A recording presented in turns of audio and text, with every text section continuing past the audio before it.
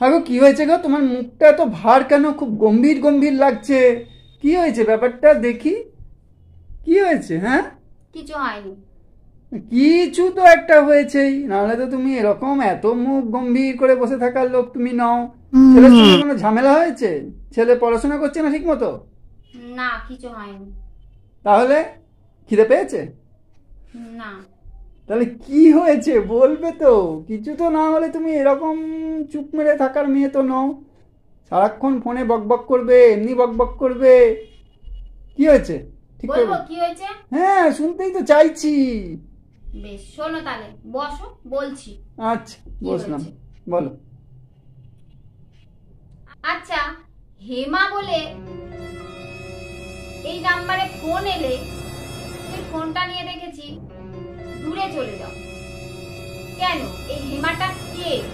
আমার এটা জানা দরকার। এই হেমাটা কে যে ফোনটা এলেই তুমি ফোনটা নিয়ে কেন সরে যাও? সামনে কেন কথা বলতে পারো না?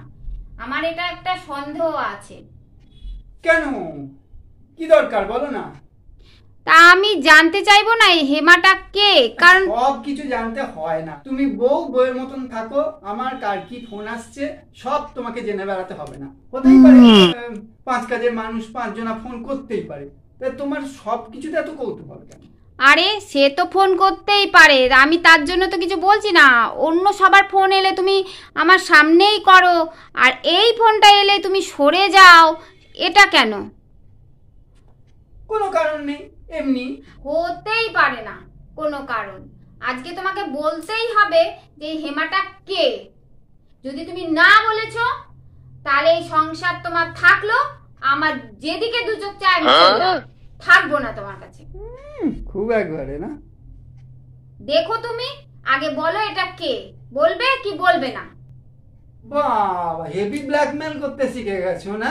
মানে একবারে কি বলবো আর। তাহলে শোনো বলি, অত সন্দেহের দরকার নেই।